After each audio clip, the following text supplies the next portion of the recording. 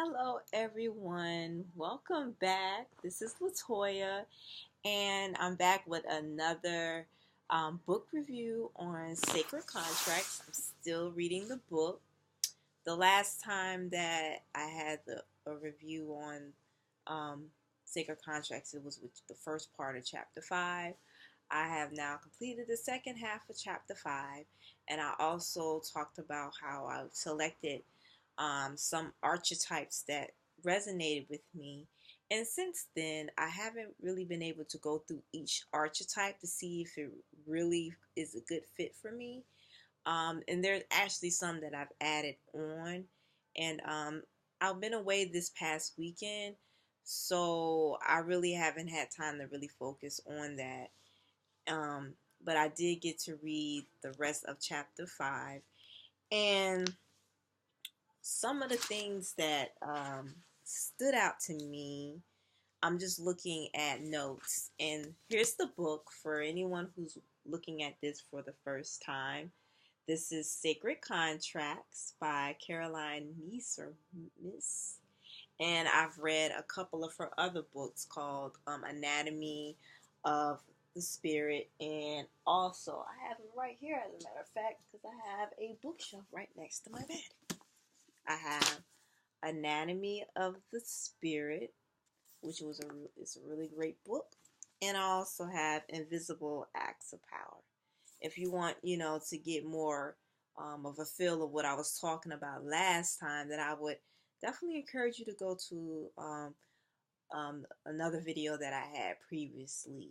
Um, and you can just subscribe if you haven't to Infinitenature and look at um, the part one of this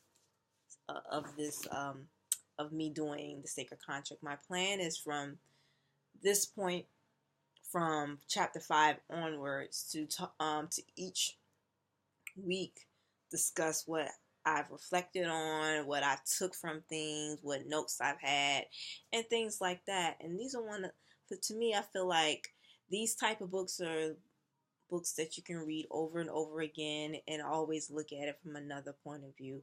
And I talk about that in a previous video. So what I'm doing now is looking at notes that I wrote that I wanted to share with you all about that. And before I go any further, what my plan is always on Mondays have a video that's in relation to like food, health, things like that. One to likely will be something in relation to food. And then on Thursdays, I'll have a video about a book.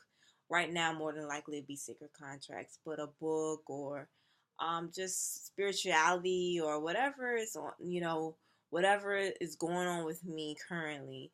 Because I feel like when it comes to videos, like I like to, it's good to have some form of structure for consistency, because I do want to be consistent in sharing videos. At the same time, I don't want it to be so structured to the point where it's not natural.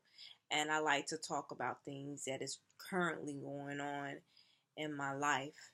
And right now I'm currently reading Sacred Contracts, and Sacred Contracts is about my what my purpose is, what my assignment is, and I am currently going through those changes where I am discovering who I am and what I'm meant to do currently. And it's a lot of changes have gone on in my life with me leaving a job, and things are just different now, in a good way, but also in some ways that can be scary, some ways that can feel like very vulnerable and things like that, which are natural feelings. The important thing is to acknowledge my feelings, and then reflect on what I need to do. And it's about a lot about mentally um, releasing things that will keep me in that space of where I don't want to go. So I can go on and on about that. I want to keep this focus on Sacred Contracts right now, but I do wanted to share that what the plan is every Monday, at least every Monday and Thursday, I always have some form of video. The Mondays is normally related to food. health or things like that. And then on Thursday is related to like a book or spirituality or whatever, something in relation to holistic living or things like that. So, and I will have videos sometimes if I'm in the mood or things like that, or if I see something that really resonates with me, I might hop on and just share a video that way. Like this past weekend, I was documenting things that I was eating while traveling, and I end up having videos back to back each day for a small span, which I normally don't do. So, that was fun. I actually enjoyed things. So you'll start seeing more videos like that, where it's short to the point. I like videos like that myself. This type of video is going to be a little longer, of course, because I'm talking about a book. But even with that, I want to, keep it short. Not too long-winded, because I can get that way when it comes to books and things. So, what I notated, and I'm going to go to, because I have a page on here that I documented. So I want to go to that really quick. So we're chapter 5. We're on the last part, the second part. And previously, like I was saying, I was talking about the archetypes that I selected, and I haven't had a chance to really go through them to see which ones really resonate with me. And archetypes are just some symbols, representations of me, of Okay, and in that, I talked about how Caroline Myss discussed that that we all have four archetypes that we all have, which is the child, the victim, the prostitute, and the saboteur. And and the book is interactive, so she gives us questions to ask each archetype to get a feel if those archetypes are really something that we resonate with. And she told us, and she tells you in the book. I'm talking as if like I'm in a class or something. And in the book, she she says to do child, to answer to either answer the questions that she has available for readers in the book, or to write a letter. And I opted to do the letter, as I discussed in a previous video about this. And in that, I wrote the letter to my child self, and then I wrote a letter. Then I responded in child, like my inner child form. And pretty much what I came up with is that I wanted love, you know. Um, so that's the part that I got to. Now, I have a page notated in my notes, and I'm just going to go to it real quick, just to see what it is. So on this first part of the second half, she just talks about asking the questions and how we can use our journal and things like that. There's different types of questions that she has in here for the reader to go through to get a feel of if the archetype is really resonates. Like historical questions, personal questions, energy and intuitive questions, spiritual questions. I personally like the journal type form of where, I write to the archetype and then I respond back intuitively. I like that, but I would definitely go through and look at these questions more thoroughly, because I really want to see if this really works, or if it gives me more insight on what I'm looking for. And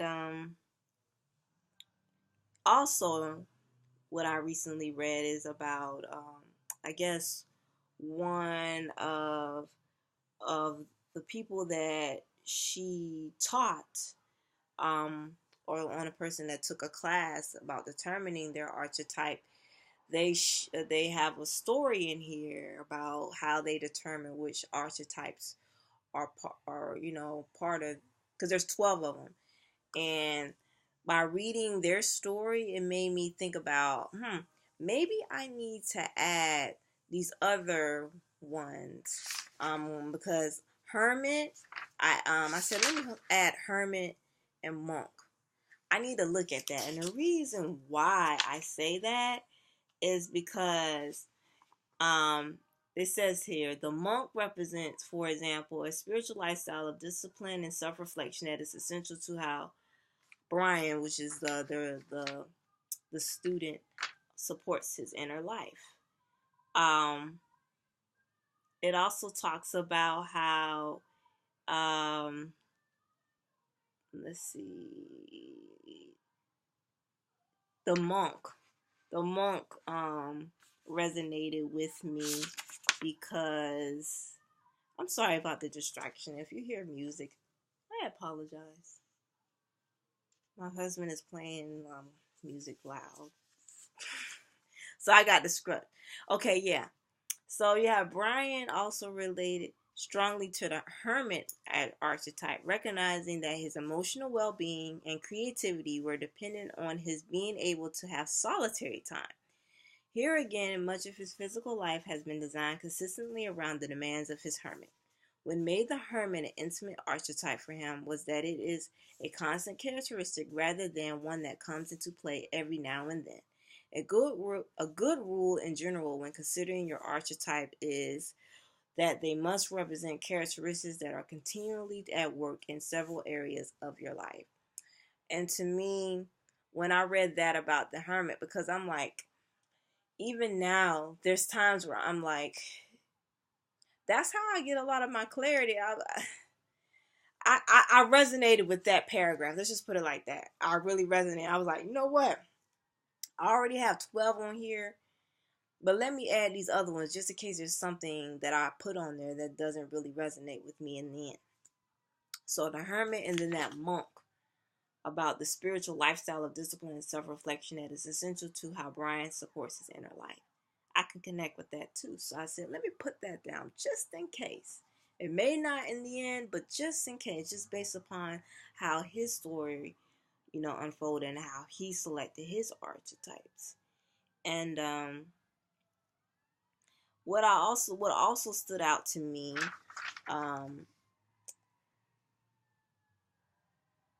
and just to go back a little bit, I wrote on here about the questions and the archetypes and how to answer them. I said that there's many different questions and that it's almost overwhelming at first glance. And I am realizing it is important to be patient and to take time on this part. It is actually intriguing and I look forward to really getting into it.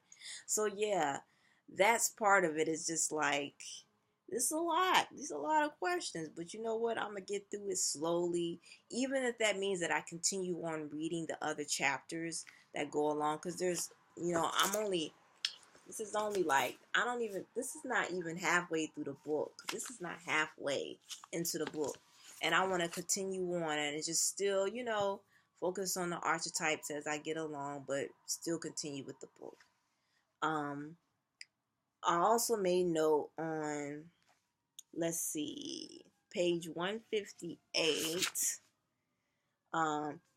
It talks about, one of the things that stood out to me towards the end of chapter 5 is how important it is to know who I am.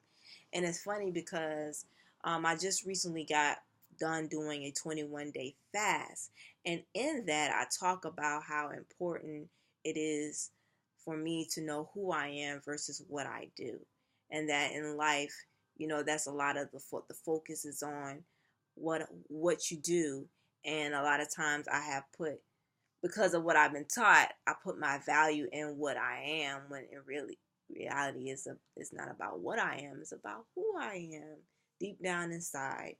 And it's important to know who I am, because when I know who I am, then I have confidence and I have self-esteem and I have clarity. I'm able to have clarity in my life. And that is something that I can say that I'm currently working on. And let's see.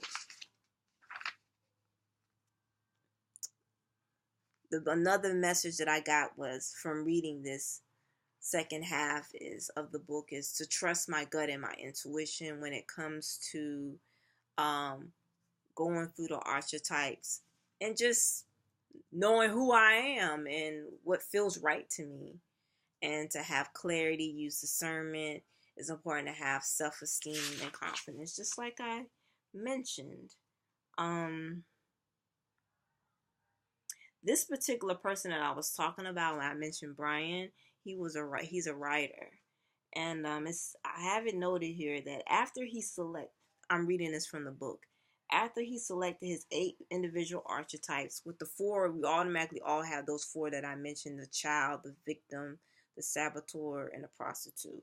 So after he chose his other 8 archetypes, Brian began to see that his contract had to do in large measure with helping other people with their own writing on different but interconnected levels. So he was able to get more understanding of why he was called to do what he was called to do. And it's also stood out. For years, he believed that he was intended to be a writer and produce significant works on his own. Over time, however, he came to appreciate the various roles he played, not only as an original author, but also as an editor, collaborator, teacher, and facilitator, even helping other authors or would be authors find the appropriate agent or publisher for their own works, all of which deal in some form with the evolution of spiritual awareness. To me, that was a biggie that stood out to me. The last insight inquired a certain degree of humility. Writers, just like most artists, need a large degree of healthy egotism just to survive in a competitive and often unfriendly marketplace. As a creative person, you have to believe in yourself even when your work is rejected or receives harsh criticism. But Brian also needed to let go of his attachment to having all his projects advance his own name or professional reputation in some linear way. And to me, that's a biggie thing that I believe that we all have to go through. And that is something that I'm definitely learning about. And there is this book that that I read, that I had to read, that talks about that, about letting go of attachments and understanding that what we may do is maybe magnificent, maybe amazing, but that has nothing to do about who we are. You know what I'm saying? That's pretty much what it, to me, that's what it's about. And about is for the reason why I'm here is for a reason beyond what I even originally imagined, that is bigger than just me. You know what I'm saying? Not saying that I'm not important, but it's more to it than what meets the eye. And that part about having humility is a big, big, big, big thing. It's a big, big, big thing. So, I have this starred, so I'm going to read it to you. The fact that you do not have a primary connection to a particular archetypical pattern does not preclude your being able to enjoy the world associated with the archetype. You don't have to be an artist or a musician in your support group to love and enjoy art and music. But attempting to align yourself to an archetype that is not one of your 12 companions can sometimes cause psychological and emotional trauma because incidents of personal rejection result all due to trying to be what you are not meant to be. And just think about how many times in your life, and I could think about times in my life where I tried to force myself to do or to be something that was not meant for me, and how uncomfortable that felt. You know what I'm saying? So it's just important. It just goes back to the importance of knowing who I am. And that is definitely a journey that I'm embarking on. And also have no, I'm reading directly, a lot of this stuff I'm reading directly from the book. When you are acting outside of the guiding field of your 12 companions, you lack the magnetic force field to pull together the opportunities or relationships that you desire. You know, so that just goes back to what we were just talking about.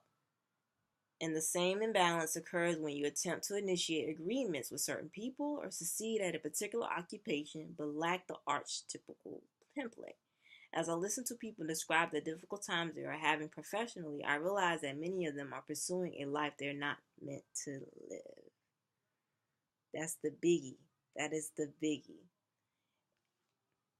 Either you have a good investment instincts or you don't. On target stock market sense comes from the gut of someone who has an archetype associated with financial risk taking, such as the gambler or the Midas. So it's pretty much saying that We all have our natural gifts and abilities. And when we are in alignment on that path, then, then it's all good. It's about knowing who I am, you know? And how do you know that you are not just bailing out when you should be hanging in there? It's an easy answer and a hard one. The biggie is clarity. It's always about clarity. About the self is dependent on your self-esteem, which is your solar plexus, the ability to make choices, your power source, your knowledge of yourself. You know, a strong sense of self can sense when it is going in the right direction and when it is knocking on the wrong door. When you know yourself, you know exactly when you are not being true to yourself. Your gut instincts alone provide you with all the guidance you need. Your intuition will help you find your archetypes in your life, in your path in life. It's all about having the discernment. Is about listening to the inner voice from the divine. You know, all else being equal, the deciding factor between two archetypes that stack up about the same in logical terms will be the one that your gut tells you plays a key role in your life.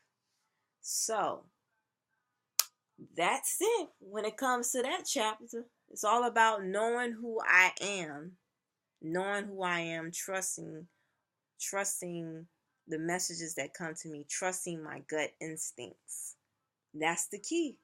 Knowing who I am, because when I know who I am, I can be guided on that path that I am meant to be on, and I am able to build the self-esteem, able to build that faith and everything like that.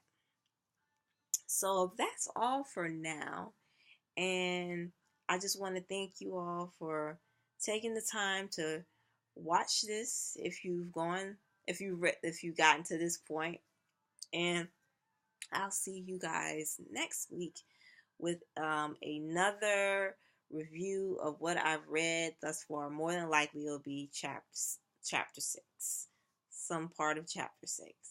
But have a great evening and talk to you guys later. Bye.